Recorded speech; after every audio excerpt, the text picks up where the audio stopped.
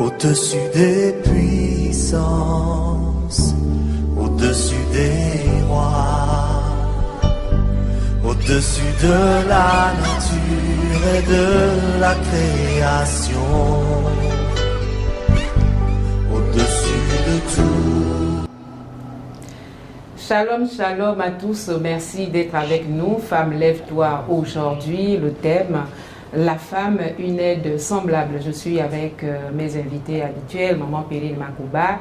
Femme, une aide semblable. La femme, une aide semblable, nous nous appuyons sur le premier livre de la Bible, donc Genèse, chapitre 2, verset 18, qui parle du mystère de la création de la femme. Et dans mes recherches personnelles, j'ai pu regarder, aide, c'est donc un appui, une assistance, une collaboration, un soutien, un secours, alors que semblable, c'est ce qui est comparable, similaire, qui ressemble à la chose en question. Donc, pareil, je vais me tourner du côté de mes invités. Je ne sais pas si elles ont aussi fait des recherches. Alors, une aide semblable. Je commence par Maman Marie-Pomme.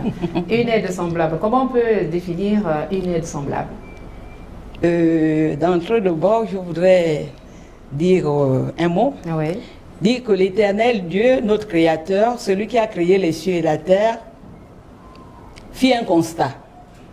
Et le constat, c'est celui que nous avons dans le livre de Genèse 2, 18, qu'il n'est pas bon que l'homme soit seul. Je lui ferai une aide semblable. Je vais lire encore un autre verset pour mieux comprendre la chose. En Proverbe 18, verset 22, la parole de Dieu déclare: celui qui trouve une femme trouve le bonheur. C'est une grâce qu'il obtient de l'Éternel. Et je continue encore à lire dans la parole de Dieu, Jérémie 29, au verset 11. Les desseins de Dieu pour l'humanité, pour l'homme, pour la femme. Qu'est-ce que la parole de Dieu déclare? Car je connais les projets que j'ai formulés pour vous, projets de paix et non de malheur. Une aide semblable, c'est parce que Dieu a trouvé que l'homme seul était misérable. Il a failli qu'il mette à ses côtés une aide. Une aide qui veut dire un secours, quelqu'un qui viendra à son secours, un appui, un soutien. Alléluia. Et il y a d'autres versions qui parlent même que la femme est pour l'homme, l'aide en tant elle est une poutre. C'est une structure qui soutient le toit de la maison. Donc, les femmes doivent comprendre aujourd'hui le rôle important qu'elles ont à jouer dans leur foyer, dans la société. Donc, il faudrait que la femme comprenne cela. Son rôle qu'elle a à jouer dans son foyer, elle n'est pas, quand on parle d'aide, il ne faut pas voir un être inférieur, non, loin de là. Il ne faut pas voir un être dépendant, loin de là. Quand on parle en hébreu, quand on parle de aide, on voit le mot ézer. Ézer veut dire face à face. C'est que aide semblable, ça veut dire face à face, ça veut dire la moitié. Donc dans la moitié, lorsque on relie les deux moitiés, ça constitue une seule personne. Alléluia. Oui, maman Perrine, sinon maman va nous amener dans... Je crois que vous avez tout dit. Oui, vous avez défini une aide, comme disait déjà maman. En fait, en hébreu, aide vient du mot ézer. Ézer qui veut dire secours, soutien. Donc, elle est là pour secourir, pour soutenir l'homme. Et lorsqu'on parle de aide, on voit souvent la personnalité de Dieu, on voit Dieu lui-même, qui vient au secours de son peuple. Donc le secours, l'aide, c'est quelqu'un qui est une force supérieure, qui a des capacités au-dessus, et qui vient soutenir ou bien secourir la personne qui est dans le besoin. Donc ici, la femme, effectivement, a été faite, peut-être pas dans le sens qu'elle est forcément plus forte que l'homme. Bon, lorsqu'on parle de force, pas de force physique, parce que sur le plan physique, on sait que l'homme est plus fort que la femme. Mais au moins au niveau de, peut-être on peut dire l'émotion, bien l'intuition, je ne sais pas comment dire ça. En fait, la femme a été faite pour compléter l'homme, pour le soutenir. Et nous comprenons que sans l'assistance de la femme, sans le rôle de la femme, si la femme femme ne joue pas pleinement son rôle auprès de cet homme n'est rien en fait. L'homme n'est rien sans la femme. Vice-versa, la femme aussi n'est rien sans l'homme. Et puisque nous sommes sur le rôle de la femme en tant qu'aide, nous allons simplement dire que la femme, elle est essentielle, elle a été créée pour Dieu, par Dieu, pour l'homme, pour soutenir cet homme, pour l'amener à se réaliser. Et que sans la femme, il serait difficile pour l'homme vraiment de pouvoir atteindre les objectifs qu'il s'est fixés ou les missions que Dieu lui a confiées. Depuis la création, on voit même que la création de la femme est un mystère. C'est pas, il y a une différence entre la création de l'homme et la création de la femme. Oui, je me tourne vers vous, les pasteurs. Oui, effectivement, quand on lit les Écritures... C'est peut-être à partir de là que la différence est marquée entre l'homme et la femme, même si la femme était déjà cachée quelque part en l'homme. Mais le problème, c'est que c'est pas parce que l'homme a été créé à base de la poussière de la terre, et quelque part dans les Écritures, on fait entendre que la femme a été créée à partir d'une côte tirée de l'homme, que les choses vont changer. Non. Au contraire, moi je trouve que bien que la femme ait été créée en second à partir de l'homme et pour lui, elle ne lui est aucunement inférieure. Parce que l'homme a créé, Dieu a créé l'homme et la femme à son image. Donc nous sommes à l'image de Dieu. Donc il n'y a pas un problème d'infériorité, de supériorité, de plus fort, de plus faible. Dieu a créé la femme à son image, comme il a créé l'homme à son image. Et il nous a donné des missions bien déterminées. Oui, maman Perrine, est-ce que le fait d'avoir créé la femme à partir de la côte de l'homme fait de la femme une personne entière? Ou bien égale? Alors, oui, normalement, la femme, lorsqu'on voit la création de la femme a été créée à partir de la côte de l'homme, d'un matériau spécial. On voit que l'homme a été créé de la poussière, quelque chose de faible, quelque chose de négligeable. Mais la femme est créée à partir d'un matériau spécial, dans la côte de l'homme. Et donc, la femme est semblable, une aide semblable, parce qu'effectivement, elle ressemble à cet homme. Parce qu'elle est créée à partir de cet homme, et normalement, elle n'a pas été faite pour être inférieure, pour être piétinée par l'homme, ou bien pour grimper sur la tête de son mari. Elle est faite à partir d'une côte qui a été retirée proche du cœur. Donc, pour être aimée, pour être encouragée, et elle est venue parce que l'homme pour une mission particulière pour une mission particulière, parce qu'il avait remarqué que l'homme était seul, et qu'il y avait un grand vide en lui, il fallait le combler. Et il fallait une personne vraiment essentielle, une personne importante comme la femme qui vient, parce qu'elle vient vraiment non seulement combler la vie de cet homme, remplir cet homme d'amour, mais également le seconder et puis le compléter dans les aspects. L'aider à se réaliser. Voilà, l'aider à se réaliser, mais aussi le compléter dans les aspects où il avait vraiment des manquements par rapport à ses faiblesses, ses endroits. Il fallait que la femme prenne le relais. Donc la femme, en fait, si on voit bien, on peut dire que la femme et l'homme sont égaux. Ils ne sont pas égaux, en droit, bien sûr, en droit, c'est des êtres créés par Dieu, donc on ne doit pas mépriser la femme. Donc l'homme doit considérer sa femme comme étant vraiment son semblable. En droit, ils sont égaux, oui, maman. L'égalité que Dieu voudrait faire ressortir ici, c'est l'égalité dans les valeurs, l'égalité dans la dignité et l'égalité dans l'importance. Parce que je veux m'appesantir sur l'importance. Parce que lorsque Dieu crée l'homme, c'est pour un but bien déterminé. Alléluia. Je dis même Alléluia. Oui, nous sommes à l'église, finalement. C'est pour un objectif bien déterminé. Si nous sommes créés, si nous avons le souffle de vie, maintenant là où nous sommes, nous parlons, c'est pour une mission bien déterminée, celle qui consiste à faire venir le règne de Dieu sur la terre. Que ce soit l'homme, que ce soit la femme. Sur ce plan-là, il y a égalité. Égalité. Par rapport à la mission, par rapport à l'objectif de la création de l'humanité. Donc, Dieu crée l'homme et la femme pour une même mission. Pour que son règne puisse venir sur la terre. Pour que son règne vienne sur la terre. Pour que son règne puisse venir sur la terre. Mais aujourd'hui, nous constatons que les missions, finalement, j'ai failli dire, sont bafouées. Parce que, quelque part dans la Bible, nous sommes sur la famille. Quelque part dans la Bible, il est dit, Marie, aimez vos femmes. Mais ce sont les femmes qui sont invitées maintenant à aimer leurs époux. Est-ce qu'il n'y a pas de contradiction? Parce que au quotidien, nous avons l'impression que ce sont les femmes qui se battent pour pouvoir aimer, garder, veiller. Mais les hommes, ce n'est plus de leur responsabilité. Non, en fait, moi, si vous oui, maman. Je pense que, en fait, si nous remarquons qu'on a comme l'impression que ce sont les femmes qui aiment plus ou bien qui sont souvent disposées à aimer par rapport à l'homme, c'est parce que simplement la femme est mère, elle a été faite épouse mère. Donc, elle a cet amour en elle. Dieu, en créant la femme, elle l'avait déjà disposée à aimer naturellement. Donc, en tant qu'épouse, elle donne cet amour naturellement à son mari. En tant que mère, elle donne cet amour à ses enfants et à la société. Mais cela ne voudrait pas dire que l'homme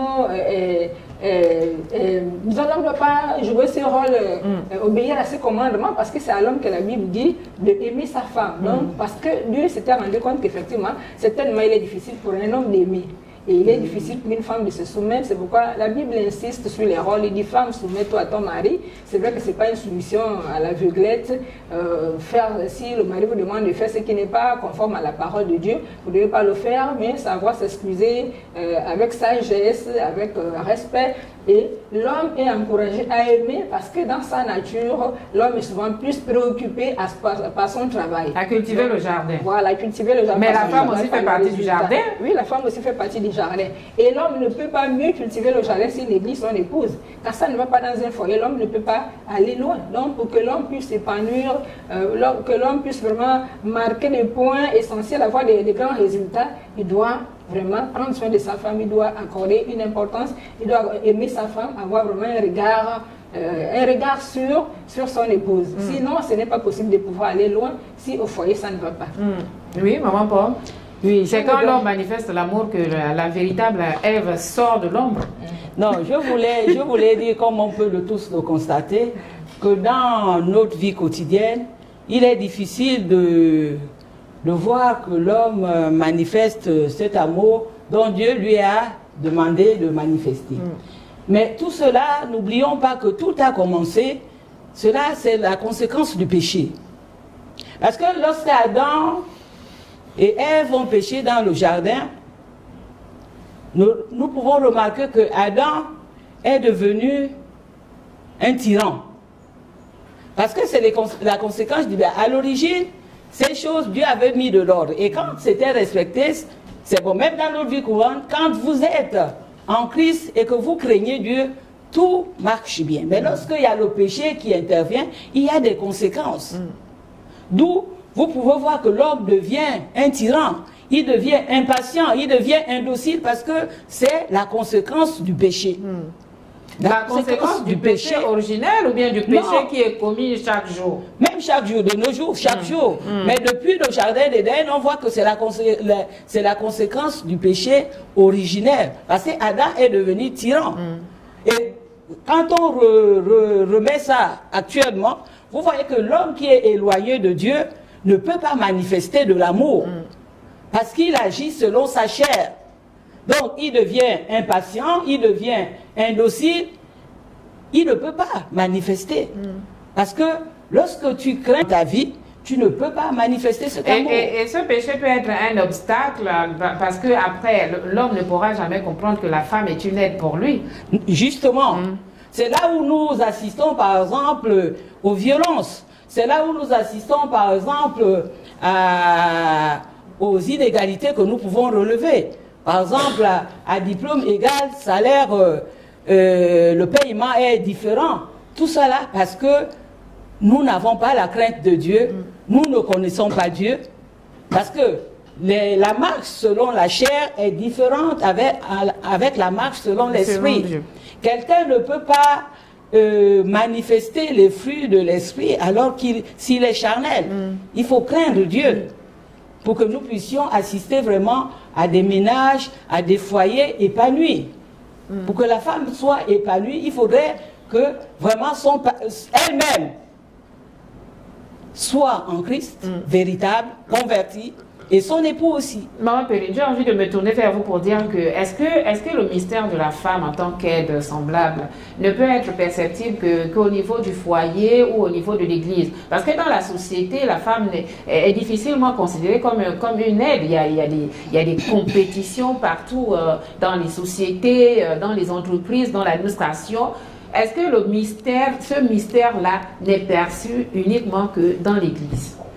Je dirais non. Normalement, c'est vrai que lorsque nous parlons de l'aide semblable, on revient à la Bible parce que la Bible, c'est le livre de la création qui nous montre la genèse, comment tout a commencé. Que l'homme et la femme viennent de Dieu. Donc, on ne peut pas parler de l'homme et de la femme ou de leur rôle sans tenir compte de la parole de Dieu.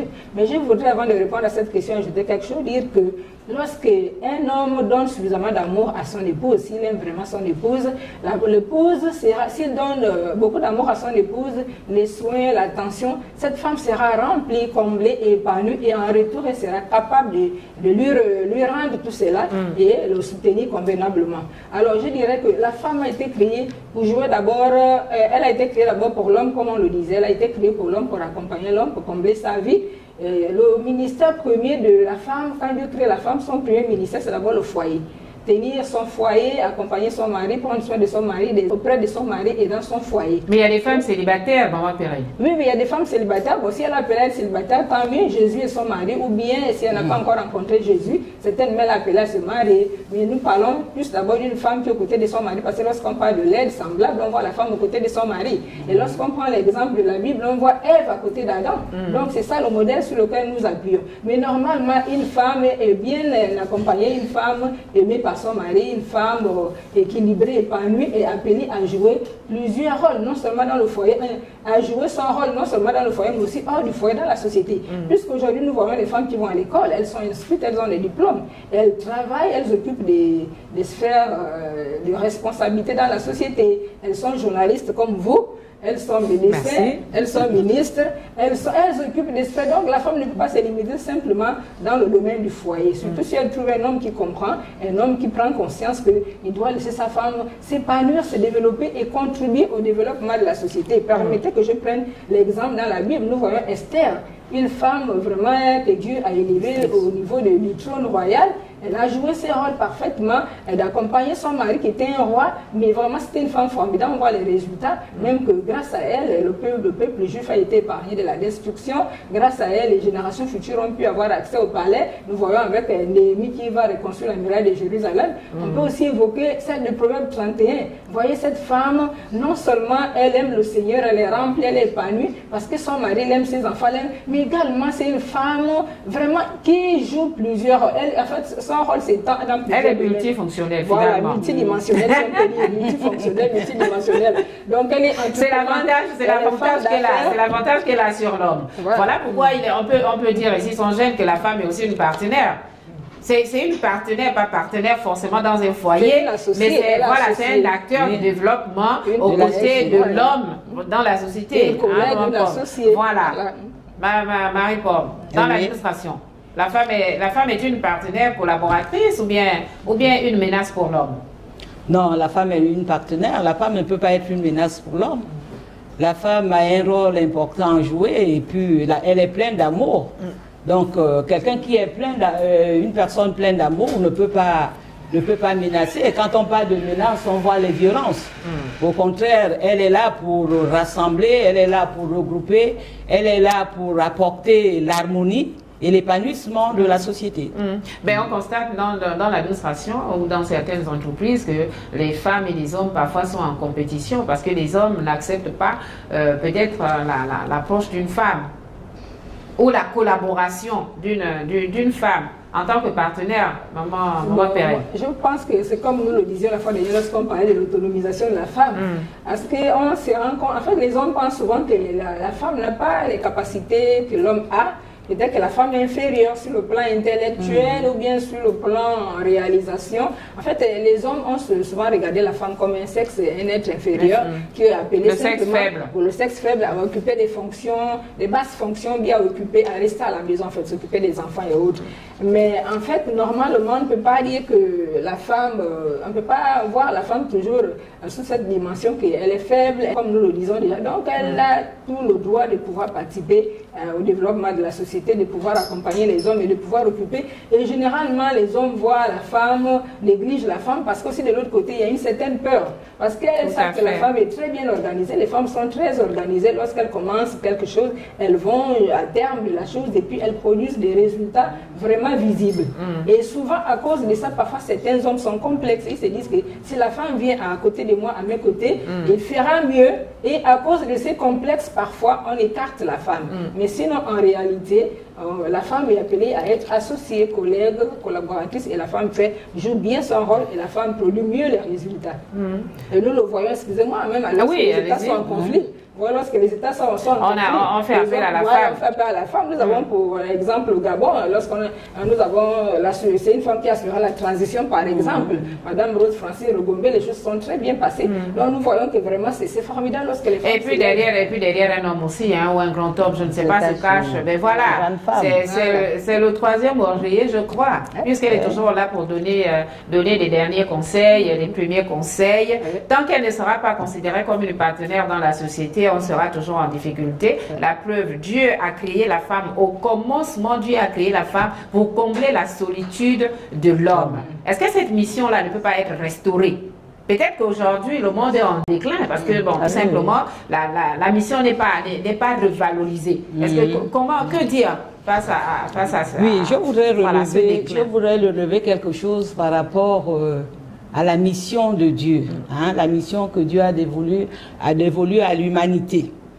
Relevons qu'actuellement, la culture ambiante qui nous environne influence beaucoup les comportements et les caractères des hommes. Donc, afin de pouvoir donner à l'homme une intelligence obscurcie, l'intelligence n'est pas renouvelée. L'intelligence est renouvelée par la parole de Dieu. Si nous sommes envahis par les cultures de ce monde, parce que les comportements, également les caractères que nous relevons par rapport aux hommes, sont influencés par l'environnement. Donc, ce que nous pouvons dire, c'est que ça ne peut être renouvelé que par la parole de Dieu. L'attachement à la parole de Dieu. Afin que l'homme puisse comprendre le rôle important qu'occupe la femme. Revenons à la parole de Dieu. Il est important de revenir à la parole de Dieu. Sans la parole de Dieu, nous aurons toujours ces inégalités. Ces inégalités seront là. Donc, parce que l'intelligence étant obscurcie, nous ne voyons pas l'objectif de Dieu par rapport au fait qu'il a mis la femme à côté de l'homme. Maman Péry, vous voulez compléter? Oui, bon, je voulais dire que... Parce que quand l'homme n'est pas régénéré et son intelligence n'est pas renouvelée, il ne peut pas comprendre l'importance d'une femme comme aide semblable. Voilà, son vis-à-vis, pourquoi la femme est à ses côtés, pourquoi au commencement Dieu avait dit la femme est une aide semblable. Oui, effectivement, lorsque l'homme ne connaît pas Dieu, il ne peut pas comprendre ce rôle-là, il ne peut pas même accorder cette place de choix à son épouse. La preuve en est qu'il y a des hommes aujourd'hui qui sont infidèles. Ils sont infidèles, ils continuent à se chercher, ils ont une femme à la maison, mais ils continuent à chercher parce que simplement ils n'ont pas compris pourquoi la femme a été créée et le rôle qu'elle doit jouer aux côtés de son mari.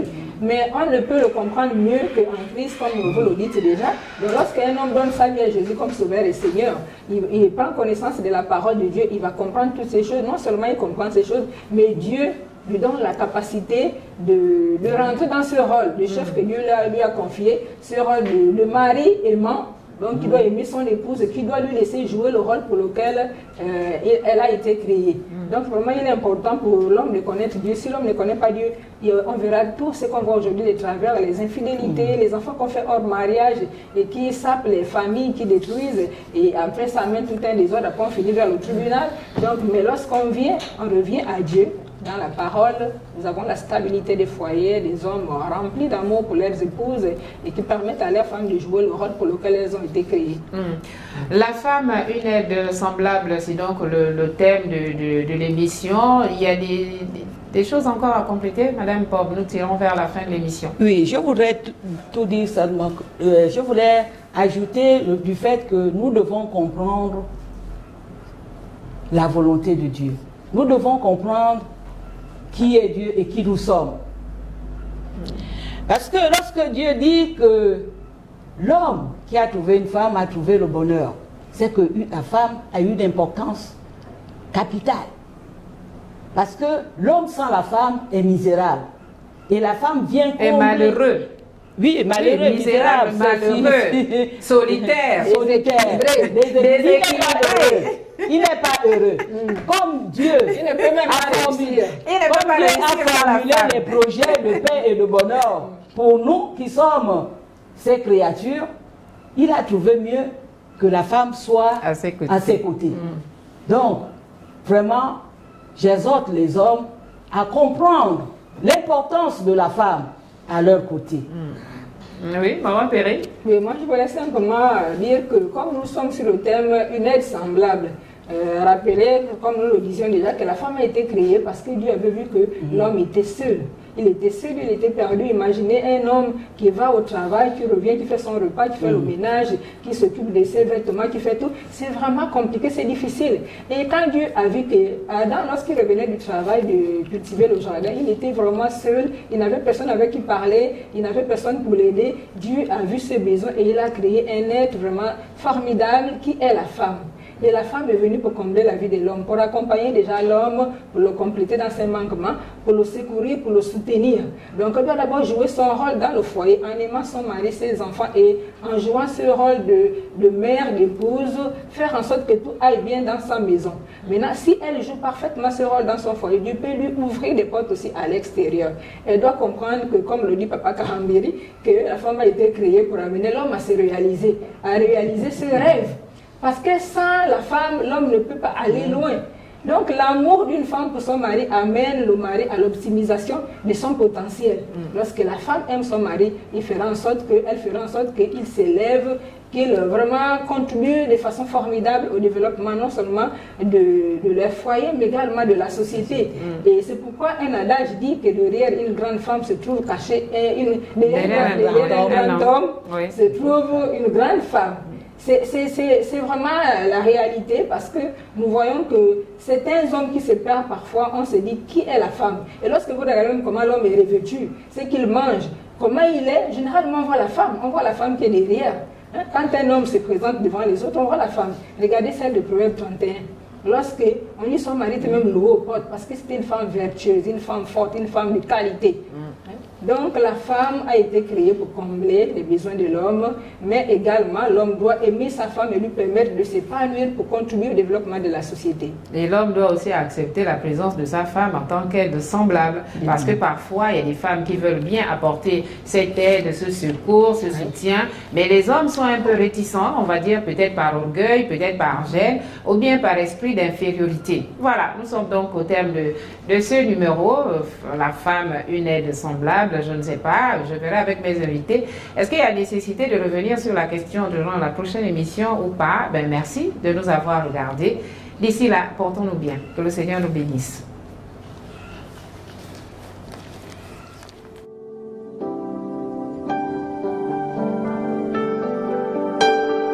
Au-dessus des puissances, au-dessus des rois, au-dessus de la nature et de la création.